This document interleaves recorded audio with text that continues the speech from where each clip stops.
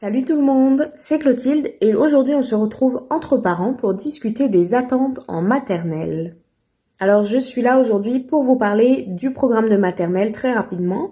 Ensuite on va voir des petits trucs et astuces et des idées d'activités à faire pour préparer son enfant en maternelle.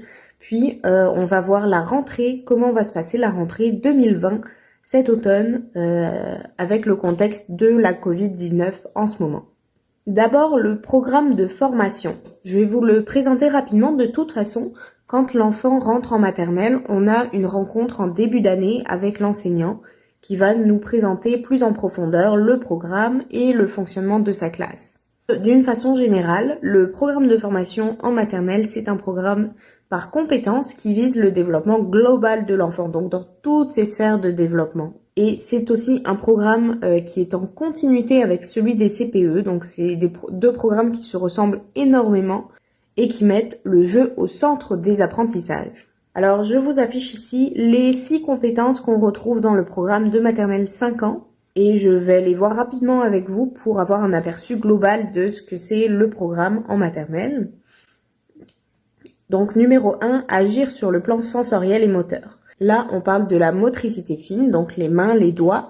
Ça va être des bricolages, des travaux, de beaucoup de manipulations en maternelle. Et aussi la motricité globale. Donc on va jouer dehors, on va faire beaucoup de jeux, on va bouger énormément en classe, on va danser, on va se lever. Donc voilà pour la compétence 1. La compétence 2, c'est affirmer sa personnalité. Donc là, on parle de faire des choix, d'être capable de donner son avis, de dire qu'on n'est pas d'accord, tout ce genre de choses, ça rentre dans la compétence 2. La compétence 3, interagir de façon harmonieuse.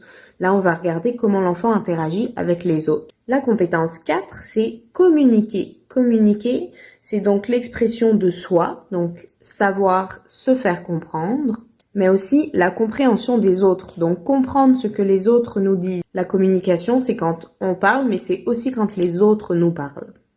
Ensuite, la compétence 5, construire sa compréhension du monde.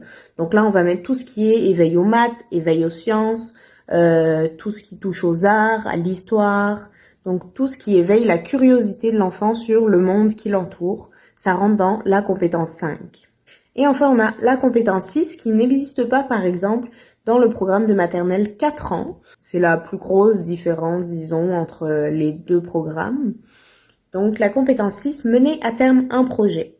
Là, on parle de s'engager dans un projet et de le terminer. Donc, est-ce que l'enfant va s'investir dans les travaux qu'il se met à faire ou dans les jeux qu'il fait, ou est-ce que il se désintéresse rapidement, est-ce qu'il ne finit pas ses travaux, est-ce qu'il change de jeu toutes les 5 minutes? Ça, c'est ce qu'on observe quand on évalue la compétence 6. Voilà ce qu'il en est très rapidement, comme je l'avais dit, pour le programme de formation. J'aimerais mettre l'accent sur l'importance du jeu. Le programme de formation de l'école québécoise, donc le programme des maternelles 4 et 5 ans, mais aussi le programme de CPE qui ressemble beaucoup, mettent vraiment l'accent sur le jeu. C'est vraiment l'apprentissage des enfants à cet âge-là, passe surtout par le jeu. Donc là, je vous ai mis une petite diapositive sur tout ce que le jeu apporte à l'enfant. Évidemment, cette liste n'est pas exhaustive, on pourrait rajouter énormément de choses, mais je vous ai mis les choses qui me paraissaient le plus importantes. Donc évidemment, l'autorégulation, le bien-être, la capacité d'apprendre, les connaissances, la conscience de soi-même, mais aussi celle des autres, la créativité de l'enfant, la coopération quand il joue avec des amis, l'empathie, l'estime de soi qui revient aussi avec le fait de faire des choix par exemple et d'affirmer sa personnalité, l'indépendance. Dans un groupe d'une quinzaine ou d'une vingtaine d'élèves, on n'est pas le seul à vouloir de l'attention de la part de l'enseignant, donc il faut qu'on apprenne à se détacher un petit peu de ça. La compréhension du monde évidemment, les interactions sociales, le partage, la patience, le respect des règles de soi et des autres. Bon. Donc l'importance du jeu évidemment, à cet âge-là, les enfants découvrent l'école. Et une des missions de la maternelle, c'est que on ait envie que les enfants aient le goût d'apprendre et le goût de l'école. C'est vraiment une des missions fondamentales de l'école maternelle au Québec, c'est que les enfants aient le goût et le plaisir d'apprendre et surtout de revenir à l'école. Maintenant, je vous ai noté quelques petits trucs et astuces pour préparer son enfant À l'approche de la rentrée, évidemment, c'est encore une fois une liste non exhaustive. On pourrait ajouter énormément de choses. Je vous ai mis les choses qui me paraissaient, moi, de mon point de vue, les choses les plus pertinentes. Donc, je vous les passe rapidement. L'impliquer dans l'achat du matériel, évidemment, pour préparer sa rentrée.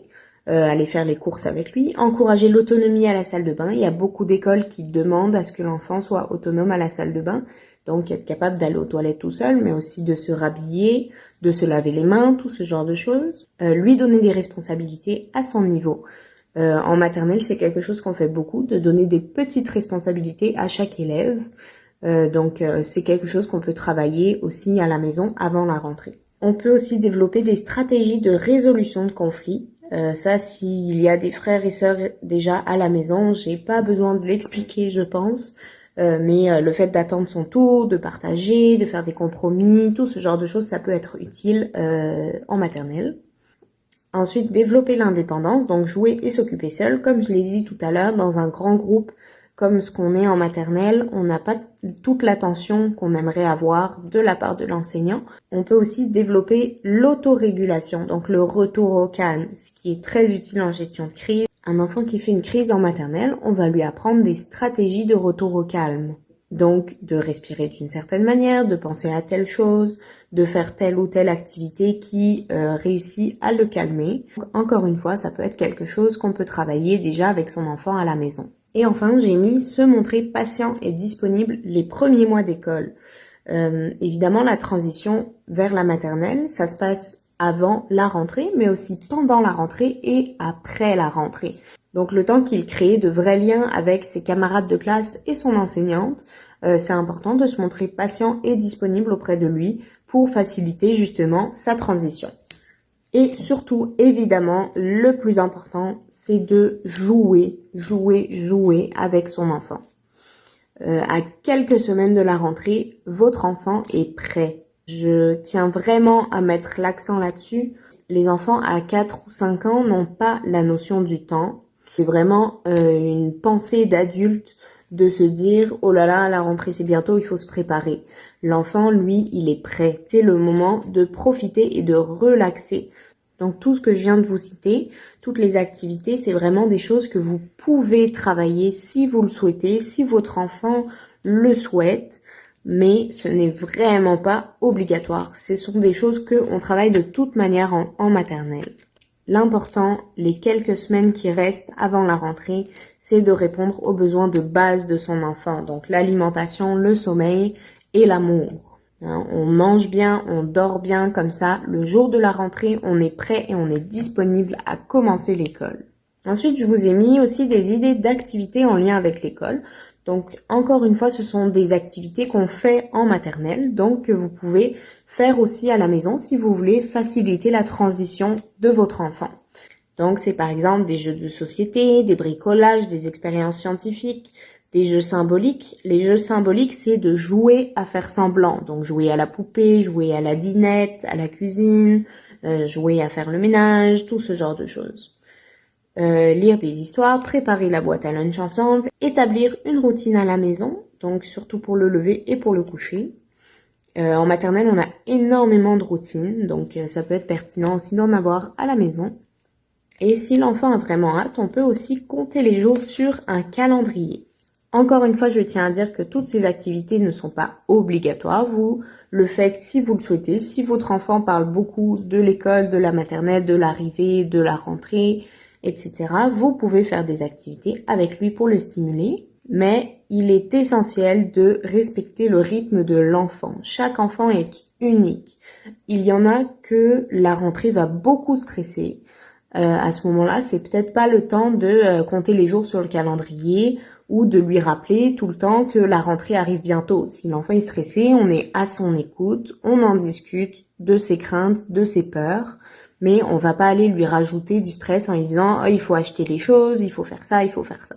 Et au contraire, il y en a qui vont être très excités et qui vont avoir très hâte d'aller à l'école. Donc à ce moment-là, on peut faire des jeux et des activités qui vont les stimuler. Finalement, j'aimerais vous parler de la rentrée version Covid-19. Avec le contexte actuel, la rentrée ne sera pas comme toutes les autres, évidemment. J'ai écouté les discours du ministre de l'Éducation. Et je vous ai consigné ça rapidement, donc en date du 10 août 2020. Évidemment, ça changera peut-être un peu d'ici la rentrée, je ne sais pas, mais globalement, ça va ressembler à ça. Donc déjà, le numéro du gouvernement à retenir, à mettre sur son frigo, c'est le 1-877-644-4545. Ce numéro-là, c'est le numéro à appeler en cas de suspicion de Covid. Si votre enfant a des symptômes, si vous avez des symptômes, si vous avez une question sur l'école, quoi que ce soit, vous appelez ce numéro. C'est un numéro du gouvernement qui a été mis en ligne pour la Covid. Donc, vous pouvez l'appeler à tout moment. Il me semble que c'est 24 heures sur 24. Ensuite, à partir de la rentrée de septembre, l'école redevient obligatoire pour tous les enfants de 6 ans et plus. Donc, on ne peut pas choisir d'envoyer ou pas son enfant à l'école. Si l'enfant est à risque ou s'il vit avec une personne à risque à cause de la Covid, il faut avoir une note du médecin qui autorise de ne pas aller à l'école. Évidemment, en dessous de 6 ans, donc la maternelle n'est pas obligatoire, ne l'a jamais été. Mais sinon, c'est vraiment 100% des élèves à l'école en classe à temps plein. Donc, on ne choisit pas d'aller à l'école ou pas. Ensuite, ce qui a été annoncé par le ministre, c'est que les groupes classes seront stables. Donc, ça veut dire qu'ils vont former les classes et que les classes ne changeront pas pendant l'année. Et que les classes, entre elles, les groupes ne vont pas se mélanger. D'ailleurs, ils vont aménager les horaires pour éviter le maximum de croisements entre les groupes. Par exemple, tout le monde ne va pas rentrer à la même heure le matin pour éviter que tout le monde arrive en même temps à l'école. Et pareil, le soir, tout le monde ne va pas finir à la même heure pour éviter que tout le monde parte et se retrouve dans la cour en même temps. Aussi, le masque est obligatoire à partir de 10 ans, donc à partir normalement de la 5e année, le masque est obligatoire pour tous les enfants dans les aires communes, donc dans les couloirs par exemple, dans la cafétéria, ce genre de choses. Dans les transports scolaires, si l'enfant prend l'autobus, il va devoir porter son masque et en présence d'autres groupes classes. Donc à partir du moment où il y a 2 groupes classes au même endroit, donc ça pourrait être dans la cafétéria, dans le gym, à partir du moment où il y a plusieurs groupes classes, les enfants de 10 ans et plus doivent porter un masque. À l'intérieur de la classe, les enfants n'ont pas à porter de masque. Et enfin, l'enseignement à distance est garanti pour les enfants à risque. Donc j'ai dit tout à l'heure, à moins d'avoir un billet du médecin, il faut aller à l'école. Mais ceux qui ont un billet du médecin vont rester à la maison et ces enfants-là auront droit à de l'enseignement à distance. Et en maternelle, il y a quelques spécificités pour la maternelle. Par exemple, l'enseignant en maternelle doit porter un équipement de protection individuelle s'il est à moins de 2 mètres. Évidemment, si on est à plus que 2 mètres, on a le droit de l'enlever, mais sinon c'est masque et visière, comme dans les CPE et dans les garderies en fait. Ça c'est pour l'enseignant. Pour les enfants, le masque n'est pas obligatoire, il n'est pas interdit, donc si vous êtes plus à l'aise ou si votre enfant est plus à l'aise d'aller à l'école avec un masque, vous pouvez totalement l'envoyer à l'école avec. Mais le masque n'est pas obligatoire pour les enfants en bas de 10 ans.